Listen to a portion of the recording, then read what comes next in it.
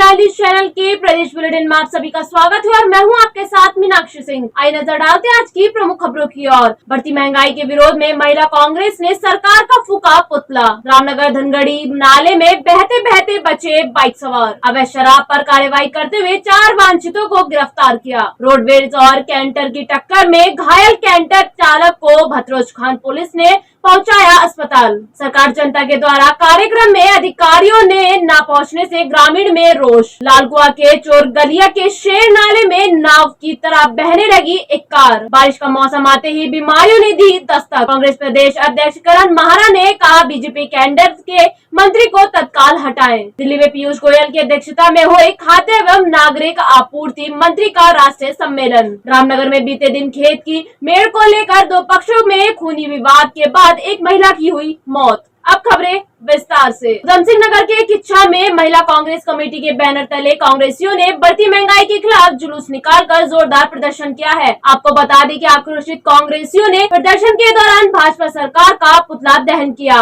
वहीं कांग्रेस नगर अध्यक्ष सिमरनजीत कौर एवं प्रदेश महासचिव सुनीता कश्यप के नेतृत्व में तमाम महिलाओं ने बर्तन बजाते हुए गैस सिलेंडर के साथ प्रदर्शन किया। संवाददाता राजू सहगल की रिपोर्ट।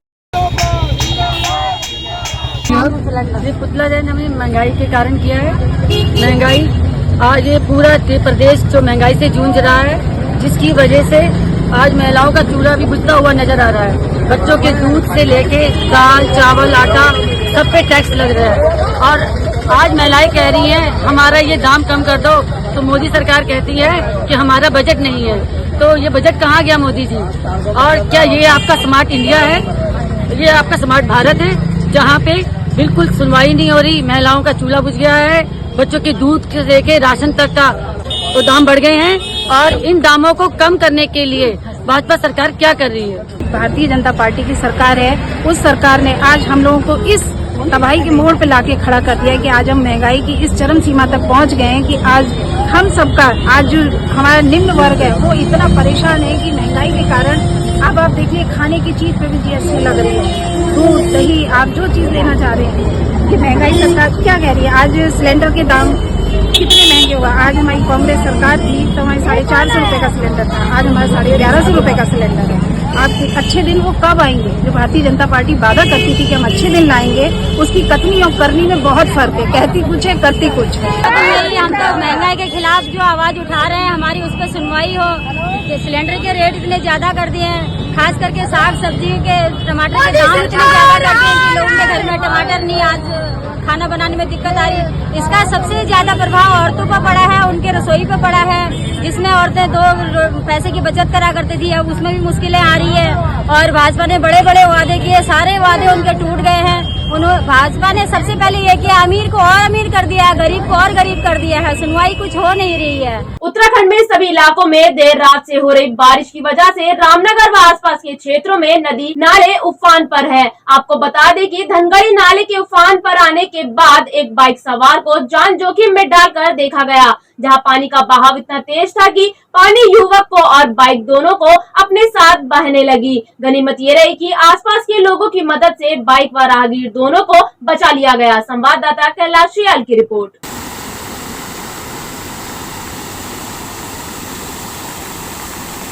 गदरपुर थाना पुलिस द्वारा कार्रवाई करते हुए अवैध शराब फैक्ट्री से 4 वांछितों को गिरफ्तार किया है। आपको बता दें कि एसओजी व थाना पुलिस की संयुक्त टीम ने 112 पेटी देसी शराब के पौवे, 1 टेम्पो व होंडा सिटी कार, 40 लीटर अवैध देसी शराब, 12 टन शराब बनाने के केमिकल तथा 66 कट्टे खाली पौवे व पौवे के ढक्कन व सामग्री बरामद कर 4 अभियुक्तों को गिरफ्तार कर न्यायालय के समक्ष पेश किया है। संवाददाता विकास तनेजा की रिपोर्ट।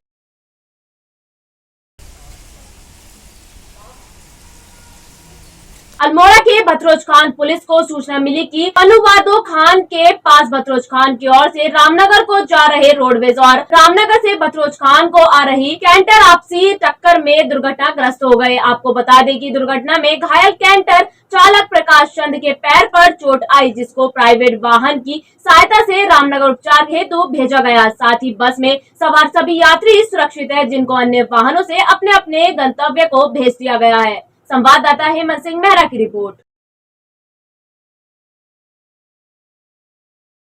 जनपद उधमसिंह नगर के जसपुर क्षेत्र के अंतर्गत उमरपुर मानक गांव में 6 जुलाई को सरकार जनता के द्वारा कार्यक्रम तहसीलदार जसपुर के नेतृत्व में किया जाना प्रस्तावित था। कार्यक्रम के तहत गांव में ग्रामीण अपनी समस्या को लेकर इकट्ठा तो हुए, मगर कोई भी विभाग का अधिकारी समस्या सुनने नहीं पहुंचे, जिससे ग्रामीणों में रोष है। संवाददाता दीपक चौहान की रिपोर्ट। प्रधान जी, सरकार द्वारा जो स्कीम चलाई जा रही है, जनता सरकार जनता के दरबार में गांव के लोग बहुत सारे इकट्ठे हुए हैं। जनता की समस्या सुनने आना था। जसपुर तहसीलदार की ड्यूटी लगाई गई थी। हमें टाइम दिया गया था 4 साढ़े 4 बजे का, और रात्रि नाइट हम यहाँ रुकेंगे और जनता की समस्या सुनेंगे। और पब्लिक इकट्ठी होकर बैठी हुई है और किसी अधिकारी को कोई पता नहीं। जिस अधिकारी से फ़ोन कर रहे हैं वो कह रहे हैं हमें तो पता नहीं, हमें सूचना नहीं दी गई। और हमें 2-3 दिन पहले से लेटर जारी हुआ है डीएम द्वारा, जिलाधिकारी द्वारा। एसडीएम को फ़ोन किया गया, एसडीएम ने कहा हमें कोई जानकारी नहीं है। पटवारी से फ़ोन करा, पटवारी भी ये कह रहा है कि ना जी हमारी तो ड्यूटी वहाँ लग गई। यहाँ लोग बैठे हुए हैं, उसका इंतजार कर रहे हैं। अभी तक कोई नहीं यहाँ पर पहुँचा। मुझे भी खबर मिली है कि वहाँ पर तहसीलदार नहीं पहुँचे थे, लेकिन ये जानकारी भी मिली है क्योंकि कल तहसीलदार काशीपुर का भरतपुर में भी रात्रि विश्राम था। तो ये संभवतः क्योंकि जो काशीपुर के तहसीलदार हैं उनके पास ही जसपुर का अतिरिक्त क्षेत्र भी है, तो इसी कारण से ये भ्रमण नहीं हो पाया होगा। तो मैं तहसीलदार से एक बार वार्ता कर लूँगी और उसके बाद ये डेट चेंज करके दोबारा से यहाँ पर रात्रि विश्राम किया जाएगा। उत्तराखंड में पिछले कुछ घंटों से लगातार हो रही बारिश से आम जनजीवन अस्त व्यस्त होते दिखाई दे रहा है, जिसका असर मैदानी क्षेत्रों पर देखने को मिल रहा है। वहीं लालकुआं विधानसभा के चोर गलिया शेर नाले का जलस्तर काफी उफान पर आ गया है, जहां आज एक कार शेर नाले के पानी के बहाव में बह गई। गनीमत यह रही कि कार के अंदर सवार लोगों ने गाड़ी से कूदकर अपनी जान बचाई। संवाददाता दीपक अधिकारी की रिपोर्ट। बाहर ले गया भाई, गाड़ी को बाहर ले गया। अरे ले गया।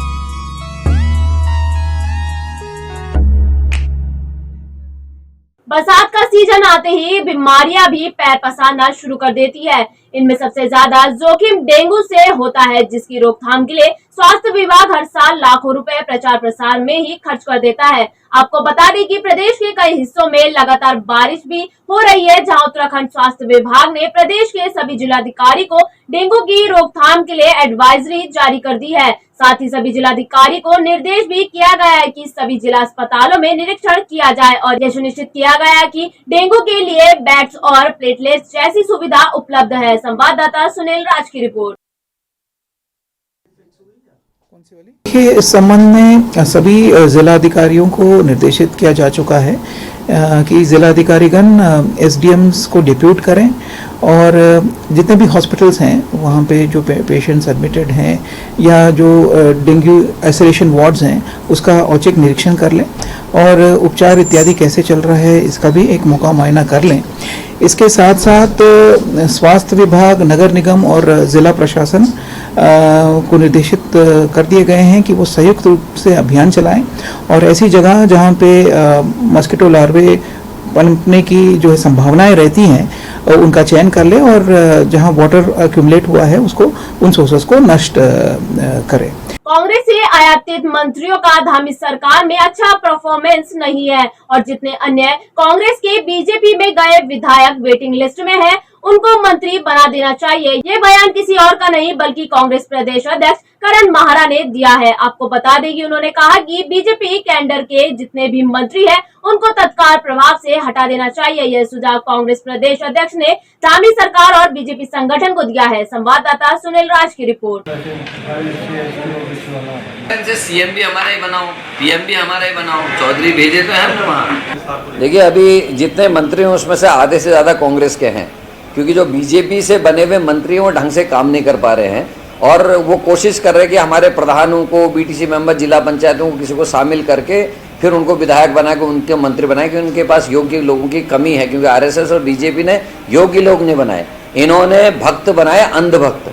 और अंधभक्त जो है सरकार चलाने में ठीक नहीं रहते, इसीलिए कांग्रेस से आयात करके ही ये लोग मंत्रिमंडल को चलाने की कोशिश करते। हमारे जो 3-4 के उनकी परफॉर्मेंस फिर भी ठीक है, बाकी जो बीजेपी के कैडर्स है उनकी परफॉर्मेंस जीरो है, तो उनको हटाया जाना चाहिए। कांग्रेस के लोग जो और भी इनके यहाँ वेटिंग में हैं, मतलब जो अभी मंत्री नहीं बने, उनको बनाना चाहिए। दिल्ली में केंद्रीय मंत्री पीयूष गोयल की अध्यक्षता में हुई सभी राज्यों के खाद्य एवं नागरिक आपूर्ति मंत्री का राष्ट्रीय सम्मेलन आयोजित किया गया। इस सम्मेलन में मोटे अनाजों की खरीद और वितरण के लिए एक कार्य योजना विकसित करने और आगामी धान की फसल की खरीद व्यवस्था को सुगम और सुविधाजनक बनाए जाने पर चर्चा की गई। इसके अलावा पीडीएस में सुधार के लिए स्मार्ट पीडीएस योजना और राशन की दुकानों की मॉडल एसपीएस पर भी चर्चा की गई। संवाददाता सुनील राज की रिपोर्ट।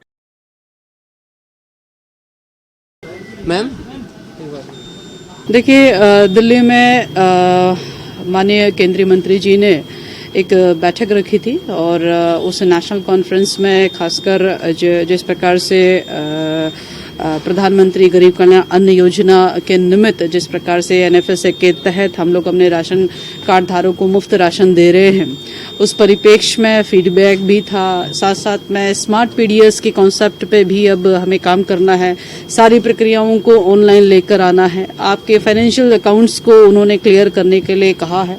इसके अलावा मिलेट्स को लेकर काफ़ी फोकस है। इसके अलावा वर्तमान समय को देखते हुए नई नई टेक्नोलॉजी के आधार पे जो है वो काम करने का भी वहाँ पर कुछ राज्यों ने अपना प्रेजेंटेशन भी दिया है। इसके अलावा एक फेयर प्राइस शॉप को लेकर भी जो है एक कॉन्सेप्ट आया है, जहाँ पर एक फेयर प्राइस शॉप जिसमें कि एक छोटा सा सीएससी सेंटर से लेकर एक राशन डीलर की आय में वृद्धि करने के निमित्त और क्या क्या चीज़ें की जा सकती है, उसका भी एक मॉडल वहाँ पर प्रस्तुत किया गया। तो ऐसी बहुत सारी चीज़ें थी जो कि कुछ ज्ञानवर्धक भी थी और कुछ हम लोग अपडेट भी हुए हैं।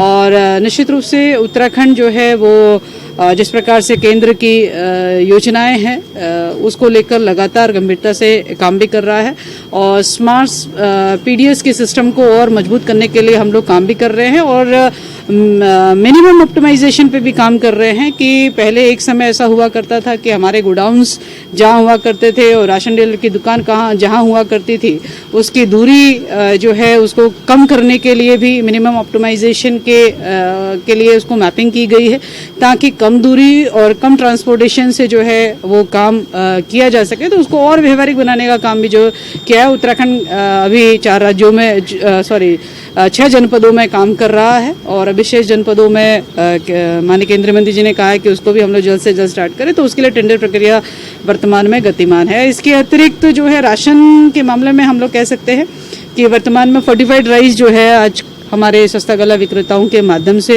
अब हमारे राशन कार्ड धारकों को प्राप्त हो रहा है। अब केवल राशन पेट भरने के लिए नहीं है बल्कि उनके पोषण के लिए भी है, यह भी जो है वो सुनिश्चित किया जा रहा है। उत्तराखंड में 2023-24 शैक्षणिक सत्र के लिए स्कूल खुल गए हैं और पाठ्यक्रम भी शुरू कर दिए गए हैं, लेकिन प्रदेश में पर्वतीय और मैदानी क्षेत्रों में कई स्कूलों में बिल्डिंग के हालात बदतर है, जिसकी मरम्मत के लिए अधिकारी पिछले 3 महीनों से सिर्फ कोशिश ही कर रहे हैं, जिसका असर सीधे बच्चों की पढ़ाई और उनके भविष्य पर पड़ रहा है। संवाददाता सुनील राज की रिपोर्ट। उसमें मुख्य सचिव महोदय ने कल ही बैठक लिया था और उसमें उनके निर्देश हैं कि जो करियर काउंसलिंग के संबंध में बच्चों को जानकारी दे, एक तो जो पढ़ाई कर रहे हैं उसके संबंध में, दूसरा वो किस दिशा में जाना चाह रहे हैं, तो उसके लिए एक तो उनकी काउंसलिंग करनी, दूसरा एक परीक्षा लेकर के हमें उनकी दिशा भी देखनी है कि बच्चे का रुझान किस तरफ है। तो उस तरह का उनको करियर काउंसलिंग के माध्यम से जानकारी देंगे ताकि वो सही विषय का चयन कर सकें। देखिए, पहले दिन ही जिस दिन विद्यालय खुले उस दिन हमने औचक निरीक्षण किया था और 300 से ज़्यादा उसमें लोग अनुपस्थित पाए गए थे जो समय से नहीं पहुंचे थे। उसमें हम विभागीय कार्रवाई कर रहे हैं और इस तरह का लगातार औचक निरीक्षण हम लोग करते रहेंगे ताकि एक तो उपस्थिति भी सुनिश्चित हो और जो हमारी गुणवत्तापूर्ण शिक्षा बच्चों को दी जानी वो भी सुनिश्चित हो सके। कहाँ हैं सब लोग? शाम की चाय तो एक साथ होनी चाहिए, सब लोग एक साथ बैठना ही नहीं चाहते। पापा, try this. लो, सब लपक लिए।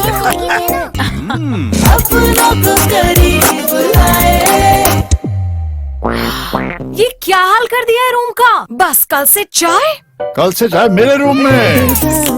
देवरपन नमकीन गुरुवार की शाम रामनगर के ग्राम देवीपुरा बासी टीला इलाके में खेत की मेड़ काटने को लेकर दो पक्षों में हुई खूनी संघर्ष के बाद दोनों पक्षों की ओर से 7 लोग घायल हो गए, जिसमें से एक पक्ष से एक महिला की फावड़े से हमला करने के दौरान मौत हो गई। तहरीर के आधार पर नामजद आरोपी को गिरफ्तार कर धारा 302 एवं धारा 307 आईपीसी के तहत कई धाराओं में अभियोग दर्ज किया गया है। साथ ही कोतवाल ने बताया कि घटना के संबंध में पुलिस द्वारा जांच की जा रही है। संवाददाता कैलाश श्याल की रिपोर्ट।